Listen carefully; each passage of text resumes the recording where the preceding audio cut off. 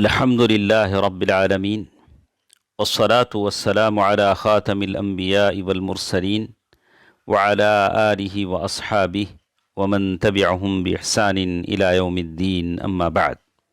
محترم حضرات و خواتین، سورۃ البقرہ آیت نمبر 84 سے 86 تک، 80 پر 4 سے 80 پر 6 تک کی آیتیں آج انشاءاللہ ہمارے ساتھ ہیں۔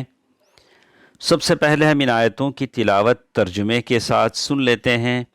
اللہ تعالیٰ کا ارشاد ہے، اعوذ باللہ من الشیطان الرجیم، بسم اللہ الرحمن الرحیم، وَإِذْ أَخَذْنَا مِيثَاقَكُمْ لَا تَسْفِكُونَ دِمَاءَكُمْ وَلَا تُخْرِجُونَ أَنفُسَكُمْ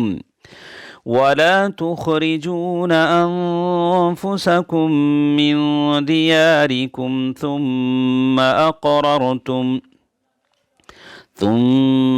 أَقْرَرْتُمْ وَأَنْتُمْ تَشْهَدُونَ۔ ترجمہ: اور جب ہم نے تم سے وعدہ لیا کہ آپس میں خون نہ بہانا، قتل نہ کرنا اور آپس والوں کو جلا وطن مت کرنا، تم نے اقرار کیا اور تم اس کے گواہ بنے۔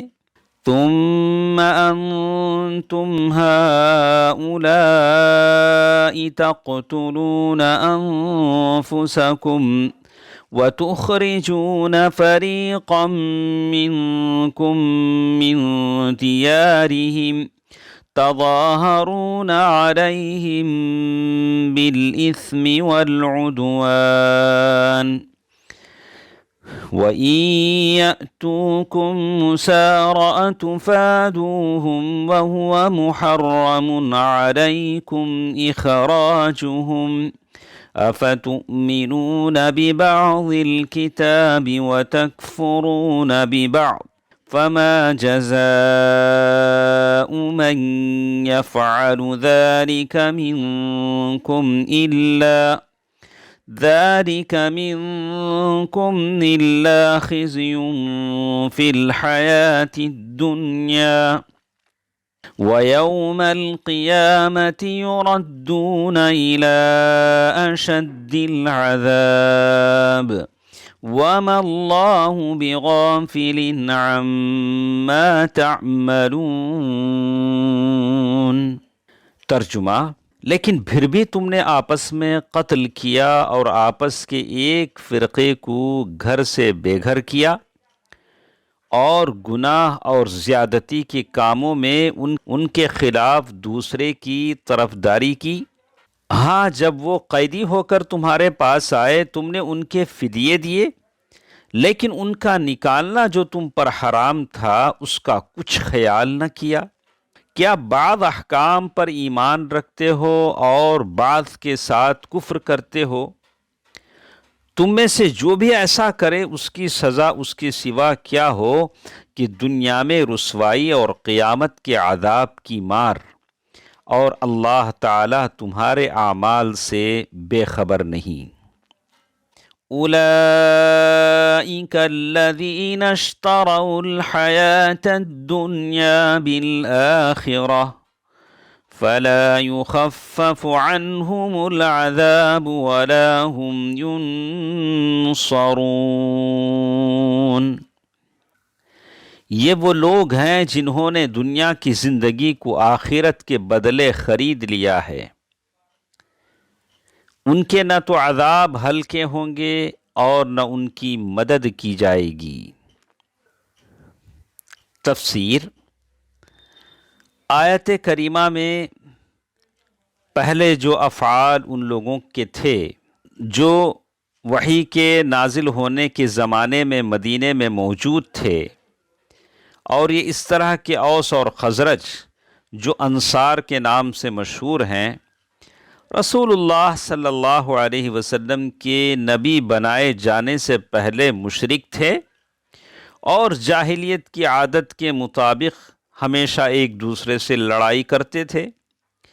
اسی درمیان میں یہود کے تینوں قبیلوں بنو قریظہ، بنو نضیر اور بنو قینقاع نے مدینے میں آ کر وہاں رہنا شروع کر دیا۔ ان میں سے ہر قبیلے نے مدینے کے کسی قبیلے کے ساتھ دفاعی معاہدہ کر لیا۔ جب کبھی اوس اور خزرج کی آپس میں لڑائی ہوتی تو یہودی قبیلہ اس کے مخالفین کے خلاف مدد کرتا، جن کی مدد دوسرا یہودی قبیلہ کر رہا ہوتا۔ یوں یہودی ایک دوسرے کو قتل کرتے تھے۔ بسا اوقات یہ بھی ہوتا تھا کہ وہ ایک دوسرے کو جلا وطن کر دیتے، یعنی گھر سے نکال دیتے اور ایک دوسرے کا مال لوٹ لیتے۔ پھر جب جنگ ختم ہو جاتی تو جنگ کے فریقین نے ایک دوسرے کے جو افراد جنگی قیدی بنائے ہوتے وہ ان کو فدیہ دے کر آزاد کرواتے۔ یہ تینوں کام جن کی یہ خلاف ورزی کر رہے تھے ان پر فرض کیے گئے تھے۔ نمبر ایک، ایک دوسرے کا خون نہ بہائیں، وہ خون بہاتے تھے۔ ایک دوسرے کو گھر سے نہ نکالے، وہ ایک دوسرے کو گھر سے نکالتے تھے۔ جب وہ اپنے میں سے کسی کو قیدی پائیں تو اس کا فدیہ دے کر اسے چھڑانا ان کے لیے ضروری ہے۔ پس ان لوگوں نے آخری بات پر تو عمل کیا اور پہلی دو باتوں کو نظر انداز کر دیا۔ چنانچہ ان کے اس رویے پر اللہ تعالیٰ نے اپنی ناراضگی کا اظہار کرتے ہوئے فرمایا، افتؤمنون ببعض الکتاب، کیا تم کتاب کے ایک حصے پر ایمان لاتے ہو؟ اس سے مراد قیدیوں کی رہائی کے لیے فدیہ دینا، وتکفرون ببعض، اور دوسرے حصے کے ساتھ کفر کرتے ہو۔ اس سے مراد ایک دوسرے کو قتل کرنا، ایک دوسرے کو گھر سے نکالنا۔ آیت کریمہ میں اس بات کی بھی دلیل ہے کہ ایمان اس بات کا تقاضا کرتا ہے کہ اللہ تعالیٰ کے تمام احکام پر عمل کیا جائے۔ اللہ تعالیٰ نے جن جن کاموں کے کرنے کا حکم دیا ہے اس پر عمل کیا جائے، اور جن جن کاموں سے اللہ تعالیٰ نے روکا ہے اس سے بچا جائے، اس لیے کہ تمام مأمورات ایمان میں شمار ہوتے ہیں۔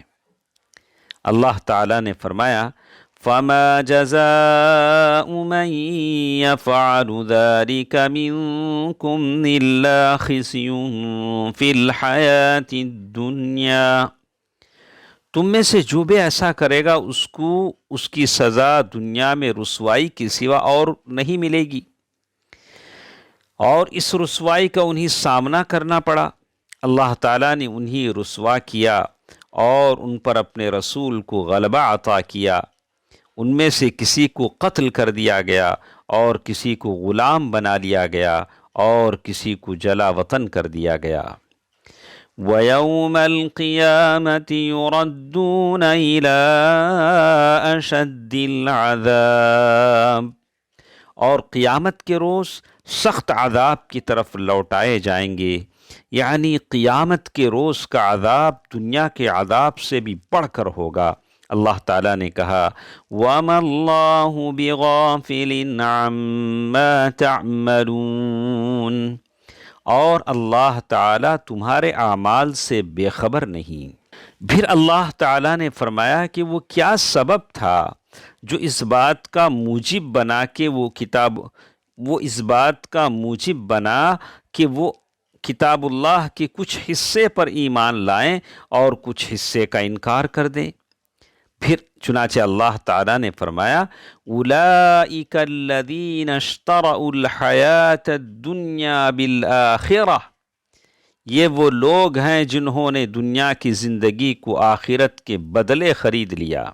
یعنی انہیں وہم لاحق تھا کہ اگر انہوں نے اپنے حلیفوں کی مدد نہ کی تو یہ عار کی بات ہے، شرم کی بات ہے، پس انہوں نے شرم کے بدلے میں آگ کو چن لیا۔